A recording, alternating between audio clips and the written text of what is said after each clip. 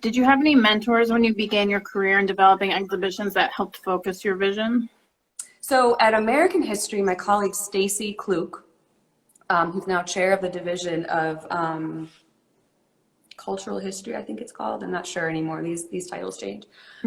He was one of the people who was like, you want to learn, you want to, try things, like, here, like, do this. I walked into my office one day and it was full of this Ray Charles collection with a note that was like, get to work, I was like, okay. So I'm very grateful to him, because without his encouragement and providing opportunities and just constant, affirmation in a way, I wouldn't have had all of those chances to say yes. And then Lonnie, like, number one, hands down, Lonnie Bunch. Like, I cannot say enough about him as a leader in this space, as as a true visionary, the cliche things, but What everybody says true. It's all true. Everything that people say about him is accurate, because he is that person. And he saw me and he said, I don't really understand everything that you're doing or what it is even, but I see that it's valuable and I see that it's important, and you're doing it, and I want you to keep doing it. And, without that kind of encouragement in the beginning, and that continued encouragement throughout my career, the good and the bad moments, like, man, I don't know if I would have made it. Honestly, I don't know if I would have made it. And now he's like the biggest rock star ever, and he's in charge of everybody. So there's that. And I never see him anymore. I mean, it's sad. We miss him at the museum very much. But if there ever were a time for him to be in charge of the Smithsonian, this is it. Indeed. This is it. Yeah, for sure. So you joined the team there in 2009 and have been collecting artifacts from around the world since. Do you have any stories from the road you can share that you maybe haven't in past interviews? Stories that I have not already shared. I mean, you probably could have shared them, because I'm sure a lot of people have heard them. There are a lot of really great moments where, I'm inspired and I'm blown away by the generosity that people have. And there are other moments where I'm like taken off guard and surprised in the most amazing ways. I just told this story the other day about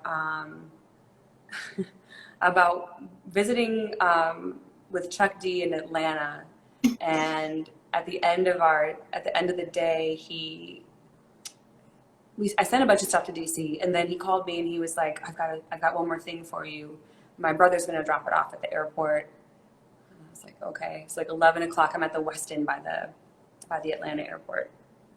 And here comes Eric, and it's like this ginormous boombox, like huge boombox. And I'm like, okay, cool. Like, thanks, and then I realized this is something that he's like, and I called him and I was like, hey, I got it.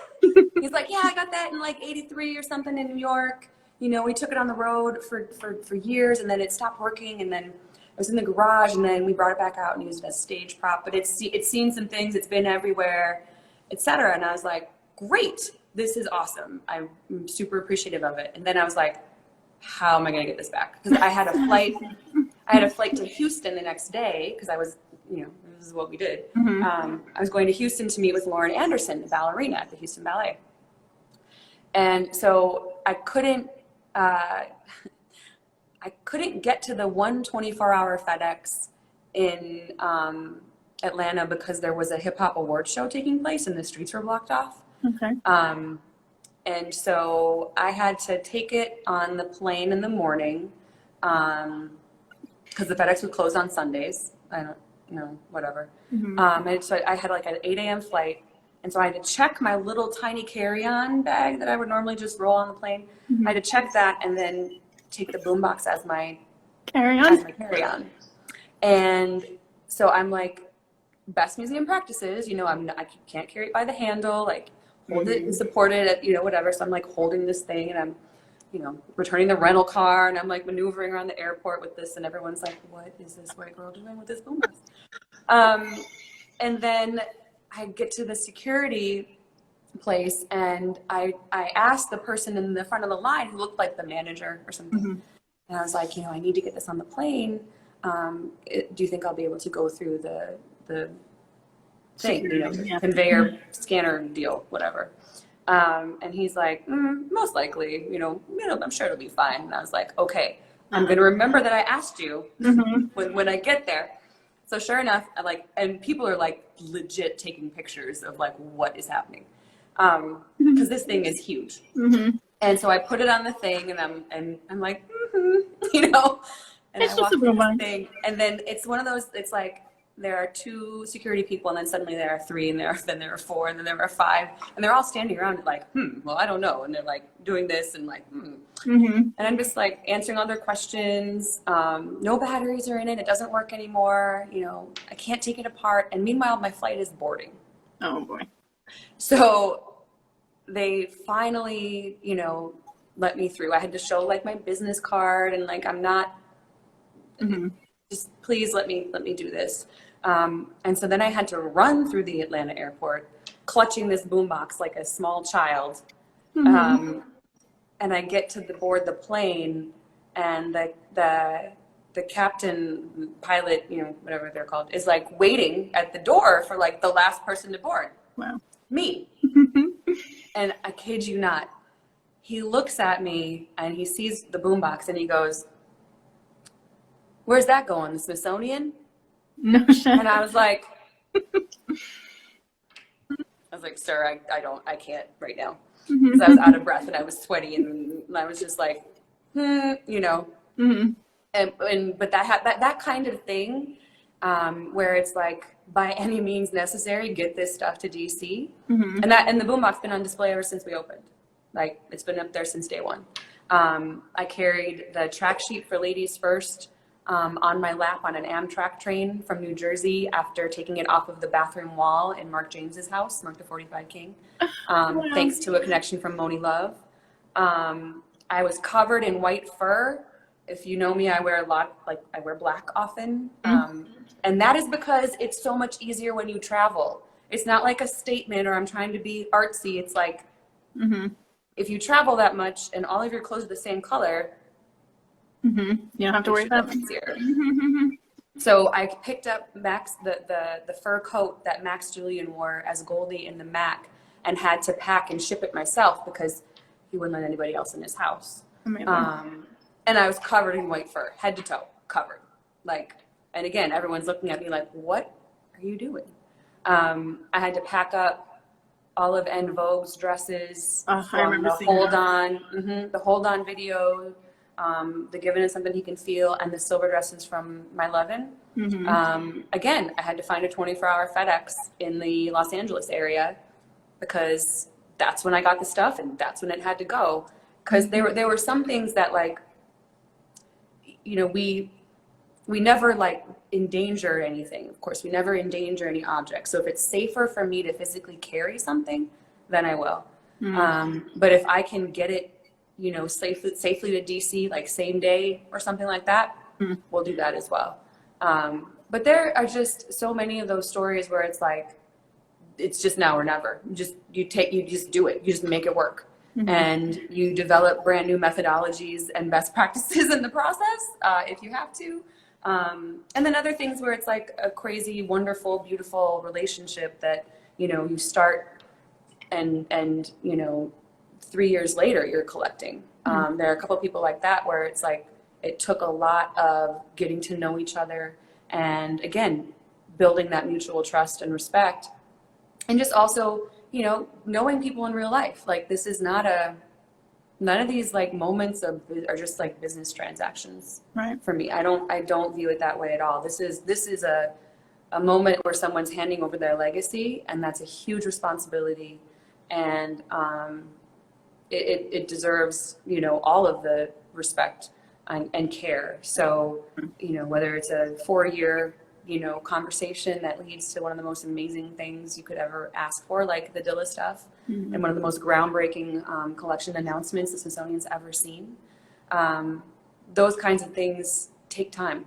They take time. And I'm really grateful for them because I get a lot of great friends out of it too. These are lifelong relationships, because I know if I need something, I can call, and you know, that's the best kind of fact checking there is to go straight to the source. Right. And at the same time, like, they know they can reach out to me with any questions or anything that they had, like they might, you know, whatever. And that has to be maintained, you know, for forever. Like, they gave the Smithsonian their stuff for forever, so they deserve to have that kind of relationship as long as they want it. Yeah, I know that you and Chuck D are besties. It was so really cool to be like, yeah, I called him or he called me. Why not? Yeah, there have been some really interesting moments where I look at my phone and I'm like, what? Huh? Mm-hmm. What? Like, what is that? Yeah. Whose number do I have? Yeah. What is it? How would you describe the current vibe on your team? We were talking about Lonnie earlier. I said I can't imagine Lonnie being anything other than the aspiring leader he has remained since the museum opened in 2016. Yeah, we get these great video updates from Lonnie as a staff, the whole Smithsonian staff. He sends us these video updates about what's going on. And that's really nice to maintain, you know, that kind of a relationship. The vibe is just like, you know, we don't know anything about anything. We are just waiting like everybody else. The museum, you know, of course, I'm not an official spokesperson by any means. All I can say, because all I know, legit, all I know is like, we'll open when we can. You know, they're doing the work to make sure that visitors and staff are safe. And as soon as they figure out what that looks like, I'm sure we'll have answers. But in the meantime, it's just all of the video calls, all of the conference calls, all of the emails. You know, we're all working virtually indefinitely. Right. But I know that they're trying. The DC is a very challenging space when you're talking about this kind of thing, especially when you have, you know, 19 museums in one place. And like, a lot of people go to those museums via public transportation. And so what's not just the impact for the museums, but like on the local space, the local community. I'm glad I don't have to figure that out, because that's, Yeah. And then, you know, reopening DC means opening DC up to Maryland and Virginia. And, you know, the population in the city, like something like triples every workday on a regular workday. And no thanks, you know, like, we're not ready for that either. So, you know, the general vibe is that we all feel that, you know, we are being paid attention to, I think, and given as much information as there is to have, but understanding that there just isn't a lot of information available in general.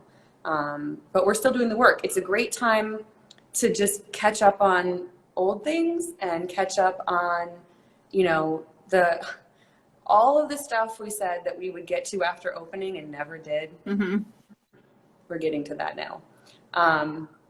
And because I still feel like we opened yesterday, to be honest. Like, I still feel like I haven't really caught my breath. And, you know, still developing the temporary exhibition, still moving forward with future plans, and still moving on, you know, collections and acquisitions as best we can without actually bringing them in or going to see them. So it's just like, it's a family at the museum for sure. You know, a lot of us have been there for over 10 years and, you know, have been through so much together, especially the pre-opening and the grand opening and everything since. So we're just kind of like, I mean, I'm in Minneapolis because there's no reason for me to be, it's not like with the furlough, you know, the shutdown, where it was like we could be called back to work at any minute or any day. That's not going to happen now. Like, I will definitely have time to get back to DC. You know, I'll definitely have enough notice.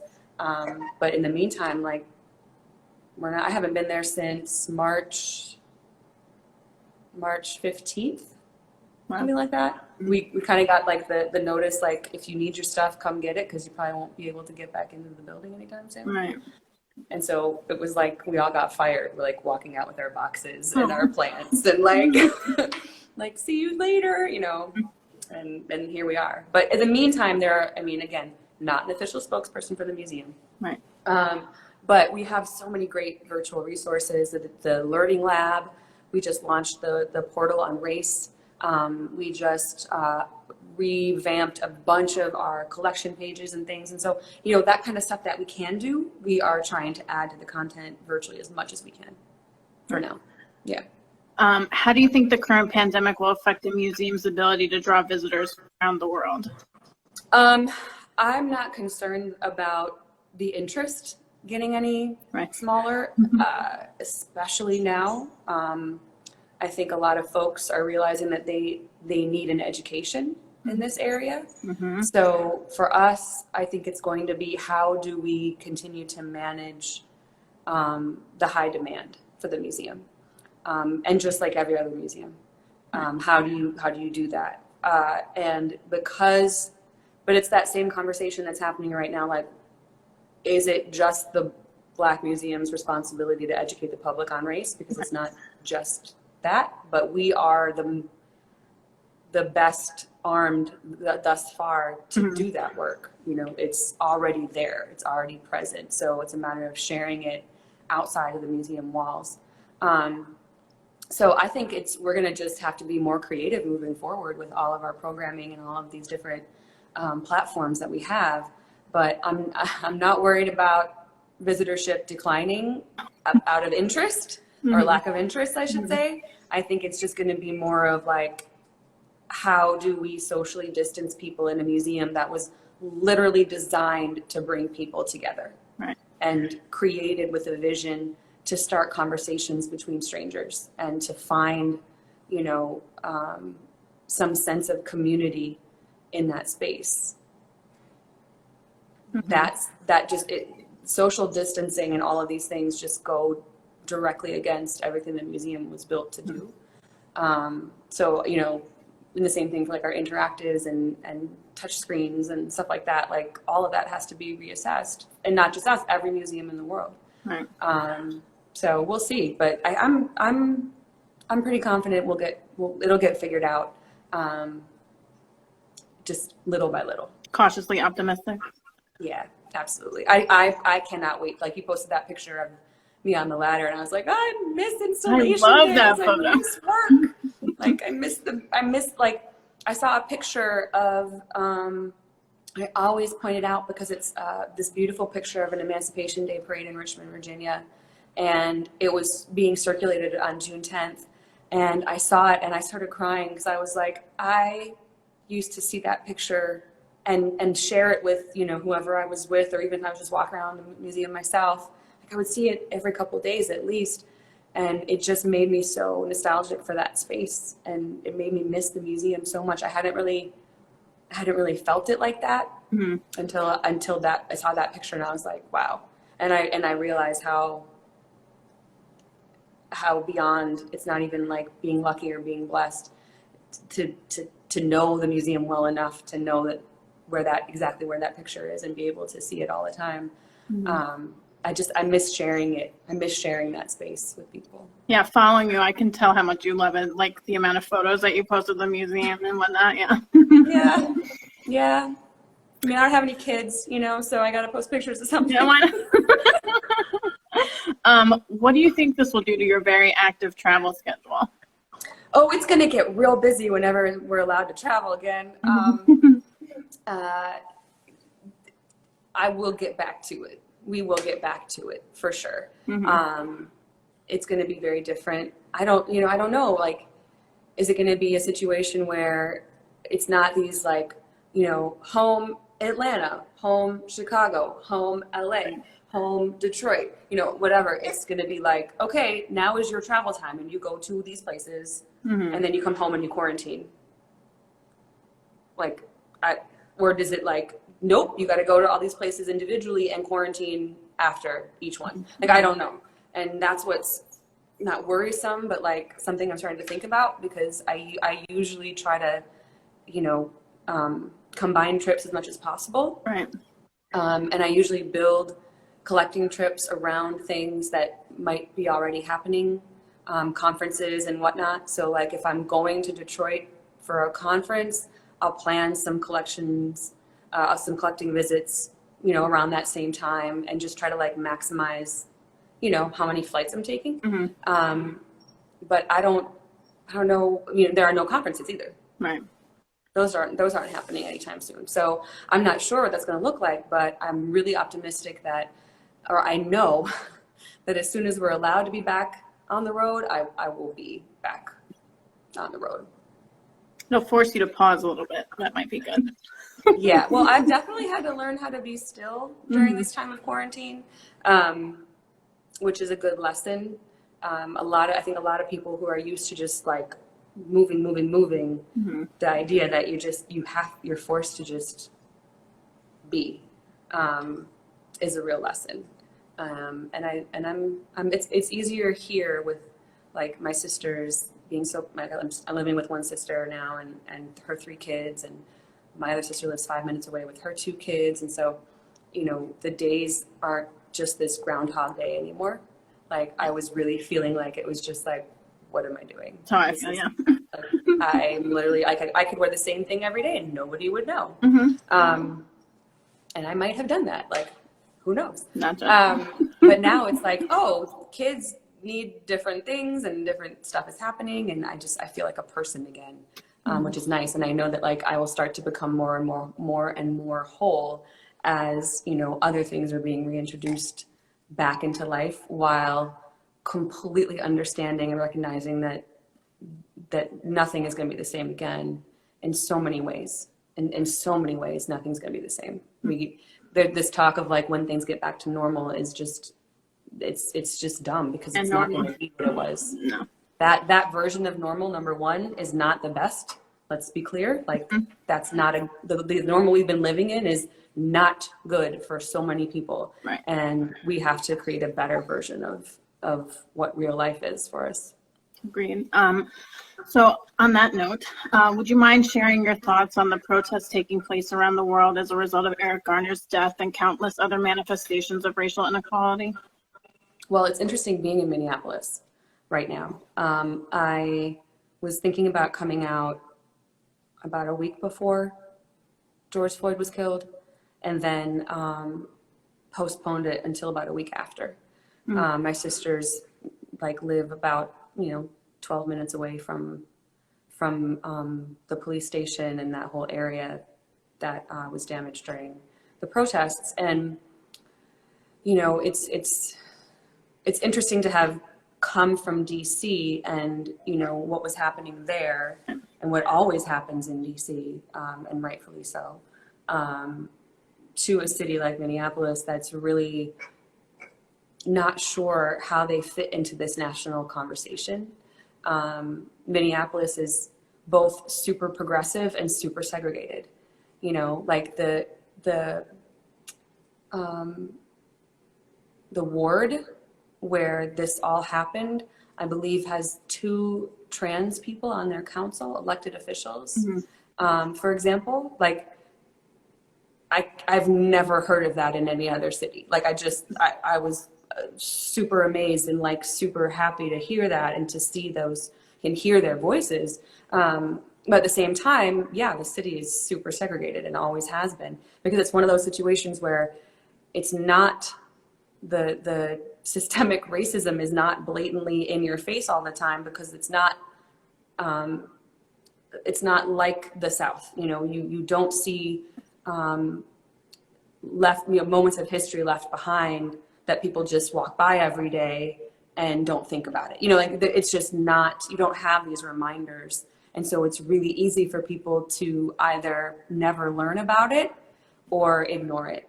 And that's not acceptable. And I think a lot of folks in the communities here are learning they have a lot of education to do. They have a lot of work to do. And the city as a whole, has a lot to do moving forward. But at the same time, we're seeing a different kind of swift action taking place, that I don't feel, I was having a conversation where if this had happened in Atlanta or something, it would have been very different. Just because of the differences in both history and in, cultural situations, and patterns, right? What happened here is a pattern in a lot of other places. And those have to be broken. And the goal, not that this has never happened in Minneapolis before, I'm not, of course, saying that at all. I'm just saying for a moment like this where it's elevated and it's as known and as shared, the goal, of course, we had Philando Castile in Minneapolis. This is clearly I just mean that, you know, for this moment to happen here, I think we're going to look back and see what made it different because of where it took place. So it's this bizarre combination of feelings, of course, anytime we go through things like this.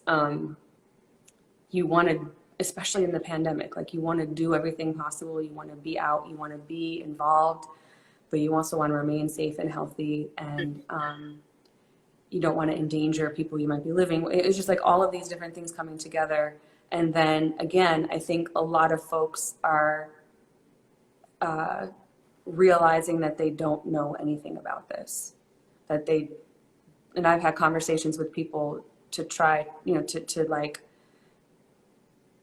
provide as much education and perspective as I can, and guide them places and help them learn more about why they view things the way they do based on their own ideas about race and like within themselves and about themselves. And so it's so fascinating to see all of these things happen and all of this movement take place, but yet, you know, there was a rally in Kentucky today for Breonna Taylor. You know, like we are, I saw a mural today. I saw a mural that was Breonna Taylor, Ahmaud Arbery, and George Floyd. And, you know, then we're just now learning about this young man. Anyway, like it's just, I think the kind of change that's happening now is different. The involvement of a different generation is making all of the difference in the world. And people are not accepting a dismissal of history anymore. Right. People are not accepting that, oh, well, I didn't know about that, so therefore it's not my fault for this. Like, no, that's just not okay. We're not accepting that as an answer. You need to do better and be better. And so that's where the importance of history really comes into play. You know, we cannot understand the things we don't know, right? And so there is that. So many people come to the museum, for example, and they leave just like their entire world is shattered because they're like, I had no idea. You know, and then hopefully they take on more and they learn more. But we can't fully understand what we don't know. We can't heal from something we don't understand, right? And we also can't move forward and create change the way we really need to without a certain amount of healing.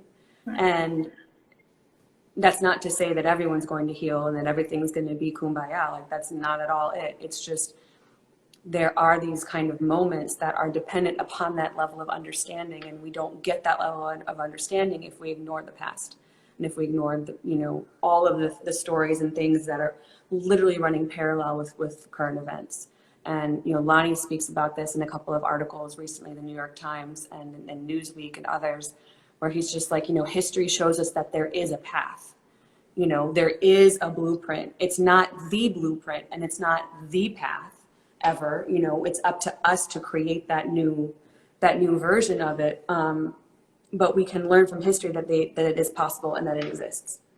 And so that's what I'm thinking about today, seeing what's happening everywhere and seeing, again, my mind goes to like the memory.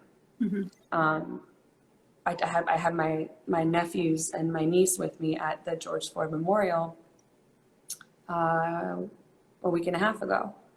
And my nephew, who's 9, one of them is 9, and he was like, "Well, what do you mean?" They call me Timmy. What do you mean, Timmy? What do you mean you have to work? Or what do you mean, like, this is whatever? And I explained, like, how you go to a museum and you see the things in the cases and you learn the stories and you understand what those objects represent. And he said, yeah. And I said, so when you are mommy's age Timothy, not to interrupt you, we've got 14 seconds left. I just got a little. Do you want to sign back in just to finish? Yeah, we can sign back in. All right, That's totally fine. I'll leave and restart it. Okay.